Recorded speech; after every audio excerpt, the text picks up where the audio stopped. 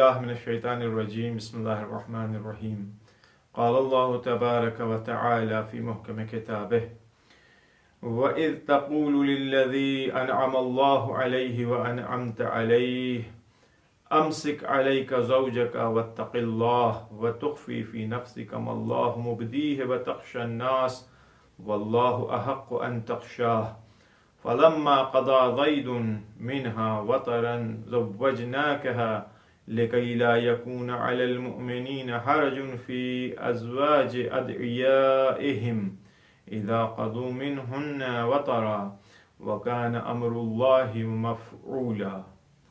عزیزان محترم، ناظرین کرام، کل تک ہماری گفتگو سورہ احزاب کی 36 نمبر کی آیت کے اوپر تھی۔ شادی کے سلسلے میں گفتگو ہو رہی تھی۔ زینب بنت جحش اور زید بن حارثہ کا واقعہ تھا جو اس آیت کے ذیل میں تھا، اور آج جس آیت کی تلاوت کیا ہے یہ سورہ احزاب کی 37 نمبر کی آیت ہے۔ البتہ زینب بنت جحش اور زید کے ہی واقعے کا ادامہ ہے، اس کے آگے کیا ہوا ماجرا وہ بات اس آیت کے ذیل میں بیان ہوگی۔ جس آیت کی تلاوت کیا ہے ظاہری اعتبار سے اس کا ترجمہ اس طرح سے ہے: اور اے پیغمبر، اس وقت کو یاد کیجئے جب آپ نے اس شخص سے جس پر خدا نے بھی نعمت نازل کی، خدا نے کون سی نعمت نازل کی تھی؟ اسلام، یعنی زید بن حارثہ مسلمان ہوئے تھے، اسلام لے کر کے آئے تھے، اور آپ نے بھی احسان کیا۔ رسول اللہ نے کون سا احسان کیا تھا؟ وہی ان کو بردگی سے، غلامی سے، جو طوق غلامی ان کے گلے میں پڑا تھا اس کو اتار دیا تھا اور ان کو آزاد کر دیا تھا۔ اور آپ نے بھی احسان کیا، یہ کہہ رہے تھے کہ اپنی زوجہ کو احسان کیا ہی نہیں بلکہ پیغمبر نے اس کے بعد سے کہا تھا زید کو خطاب کر کے، وَإِذْ تَقُولُ، یہ کیا کہا تھا؟ امسک علیک زوجک، اپنی بیوی کو روک کے رکھو، اپنی زوجہ کو روک کر رکھو، اور اللہ سے ڈرو، اتق اللہ، اللہ سے ڈرو۔ اور آپ نے اپنے دل میں اس بات کو چھپا لیا تھا جسے خدا ظاہر کرنے والا تھا۔ کون سی بات؟ یہی کہ بعد میں انشاءاللہ جب اس آیت کے سلسلے میں گفتگو ہوگی تو معلوم چلے گا کہ رسول اللہ نے زینب بنت جحش سے عقد کیا تھا بعد میں، جب زید بن حارثہ نے انہیں طلاق دے دیا تھا۔ رسول اللہ نے چھپا کے اس لیے رکھا تھا کیونکہ آیت کہہ رہی ہے کہ آپ کو لوگوں کے طعنوں کا خوف تھا، حالانکہ خداوند عالم زیادہ حقدار ہے کہ اس سے ڈرا جائے۔ اس کے بعد جب زید نے اپنی حاجت پوری کر لی، یعنی زید نے اپنی بیوی کو طلاق دے دیا، تو ہم نے اس عورت کا عقد آپ سے کر دیا، خداوند عالم کہہ رہا ہے، تاکہ مومنین کے لیے منہ بولے بیٹوں کی بیویوں سے عقد کرنے میں کوئی حرج نہ رہے۔ منہ بولے بیٹے وہی ایڈاپٹڈ سن، گود لیا ہوئی اولاد، کوئی حرج نہ رہے جب وہ لوگ اپنی ضرورت پوری کر چکے ہیں، اور اللہ کا حکم بہرحال نافذ ہو کر رہتا ہے۔ یہ آیت کا ظاہری ترجمہ تھا۔ اس آیت کے سلسلے میں اب گفتگو کا آغاز کرتے ہیں۔ میں نے عرض کیا تھا کہ زینب بنت جحش اور زید بن حارثہ ان کی شادی ہوئی، اور لیکن متاسفانہ افسوس کا مقام یہ ہے کہ ان لوگوں کا آپس میں ریلیشن زیادہ دن باقی نہیں رہ سکا، ایڈجسٹ نہیں کر سکا اپنے آپ کو ایک دوسرے کے ساتھ، اور ان لوگوں کے لیے اس کی بنیاد کے اوپر مشکلات سے روبرو ہوئے دونوں لوگ۔ وجہ یہی تھی کہ زینب بنت جحش میں نے عرض کیا تھا کہ دو عیب تھے، دو برائیاں تھیں۔ ایک تو وہی فخر فروشی، اپنا خاندان، کنبہ، قبیلہ، میں اس گھرانے کی، میں اتنے شریف گھر کی، میں اتنے عظیم گھرانے کی، میں فلاں، میرے باپ فلاں، میرے دادا فلاں، میرے نانا فلاں، ان چیزوں کو ہائی لائٹ کرتی تھی۔ اور دوسرا عیب جو تھا وہ جو شاید اس سے بھی بڑا تھا، وہ بد زبانی تھی، زبان کا تیز ہونا۔ کچھ دنوں بعد جب زید ابن حارثہ رسول اللہ کی خدمت میں آتے ہیں، آنے کے بعد رسول اللہ کی خدمت میں عرض کیا کہ میں چاہتا ہوں کہ زینب کو میں طلاق دے دوں، تو حضرت نے فرمایا تھا کہ تمہیں کیا ہو گیا ہے؟ کیا اس سے تم نے کوئی بری چیزیں دیکھی، کوئی بری عادت اس میں دیکھی ہے؟ اس سے تم کو کوئی برائی پہنچ رہی ہے، برائی نصیب ہو رہی ہے؟ تو زید نے ہاتھوں کو جوڑ کے یہی کہا تھا کہ خدا کی قسم میں نے نیکی کے علاوہ اس خاتون سے کوئی دوسری برائی نہیں دیکھی۔ ہاں، इस औरत से मुझे नेकी के अलावा कोई दूसरी चीज़ नसीब नहीं हुई है, लेकिन ये औरत बार बार अपने नस्ब और अपने कबीले, अपने कौम की शराफत, उसकी बुजुर्गी, अपने स्टेटस को मेरे ऊपर हाईलाइट करती है, बार बार उसका पोज देती है मुझे, बार बार मुझे उसका ताना देती है, तकब्बुर में रहती है, और इसके साथ साथ अपनी ज़बान से मुझे आज़ार व अज़ियत पहुँचाती है। नतीजा ये हुआ कि ज़ैनब बिन्त जहश और ज़ैद में तलाक़ हो गया। तलाक़, अभी तक तो शादी की बात हो रही थी, आज से तलाक़ के ऊपर गुफ्तगू होगी।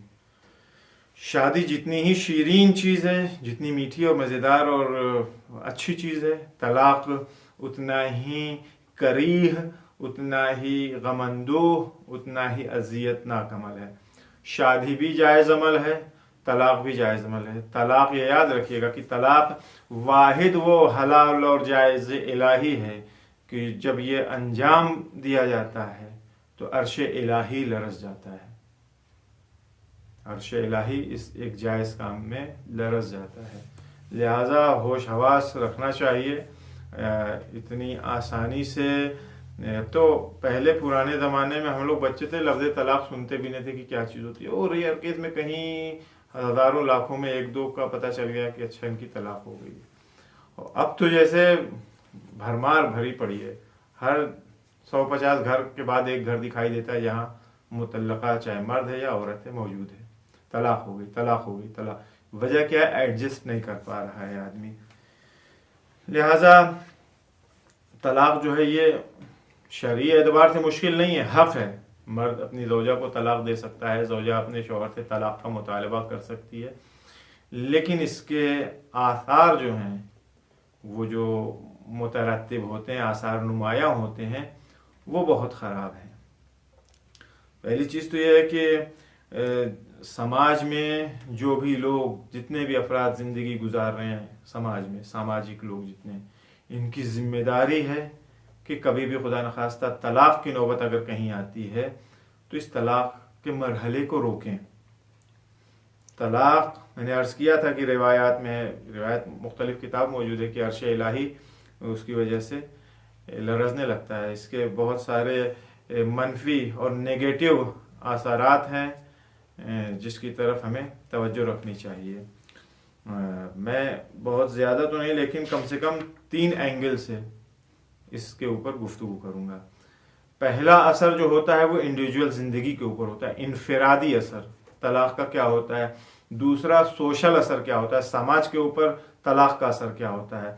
और तीसरा जो है वो फैमिली, ख़ानदान और घराने के ऊपर तलाक़ का असर क्या होता है।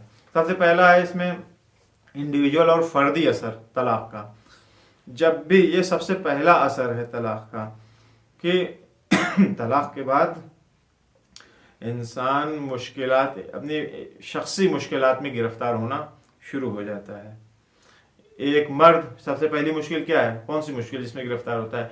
ये मर्द और औरत जो एक साथ रह रहे थे, तलाक़ के बाद मर्द अलग हो गया, औरत अलग हो गई, यानी मर्द के पास अब बीवी नहीं है, बीवी है यानी वो औरत है, अब उसके पास कोई शौहर नहीं है। ये दो तो अपनी जगह, साथ में जो समरे अज़्ज़वाज था, जो इस शादी का नतीजा था, यानी औलादें भी सरपरस्त से महरूम हो जाती हैं, चाहे वो माँ की शक्ल में हो या बाप की शक्ल में हो। अगर माँ के साथ औलादें हैं तो बाप के साए से महरूम है, बाप के साथ हैं तो माँ की शफ़क़तों से महरूम है। तो ये पहला असर होता है जो इनफरादी ज़िंदगी के ऊपर मुतरत्तिब होता है इंसान के। दूसरा, सामाजिक और सोशल एतबार से क्या तलाक़ का असर होता है समाज पे। ये जामे में, समाज में, जिस मुआशरे में हम जिंदगी के मुआशरती मुश्किलात ईजाद होती है।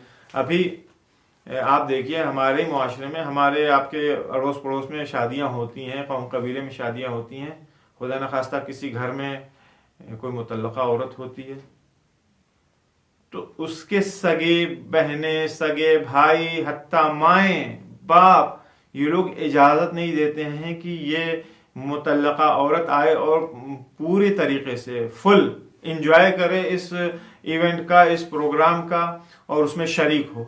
नहीं, इसका साया नहीं पड़ना चाहिए। हमारी बच्ची की तकदीर अभी ताज़ी वो तकदीर लिखी जा रही है उनके एतबार से, اس کے شادی بیاہ میں جو ہے اس کو ذرا سا دور رکھو، اس کا ہاتھ نہ لگنے پائے. حالانکہ یہ جہالت سے بھری ہوئی رسم ہے، لیکن کیا کرے انسان. یہ معاشرے میں یہ معاشرتی اس کے منفی اثرات ہیں جو مترتب ہوتے ہیں. بیواؤں کے ساتھ بھی یہی مشکل ہوتی ہے. کسی شخص کی بیوی مر گئی، اس کو بھی ذرا سا چھوا چھوت اس کے ساتھ برتا جاتا ہے. یہاں تو مری نہیں ہے، متعلقہ ہے، لیکن برتاؤ کیا جاتا ہے کہ نہیں اس کو دور رکھو، مرد ہو یا عورت یہ ٹچ نہ، صحرا نہ چھونے پائے، فلاں چیز میں اس کو شامل نہ کرو. ہاں ٹھیک ہے، دور سے بس دیکھ لو، پردے کے پیچھے سے دیکھ لو. تو اپنے معاشرے، اپنے سماج کے اعتبار سے لوگ ڈیل کرتے ہیں وہاں پہ. تو یہ طلاق کے بعد معاشرے میں مشکلات ایجاد ہوتی ہے. وہ شخص جس کے پاس پہلے بیوی تھی، طلاق کے بعد بیوی نہیں. وہ خاتون جس کے پاس پہلے شوہر تھا، اب اس کے پاس شوہر نہیں ہے. لہٰذا نتیجہ کیا ہوتا ہے؟ مشکلات مالی، اقتصادی اعتبار سے اکنامیکل مشکل دونوں کے لیے پیش آتی ہے. ایسا نہیں کہ مرد کہہ دے نہیں ہمارے لیے کوئی مشکل نہیں. مشکلات ایجاد ہوتی ہیں.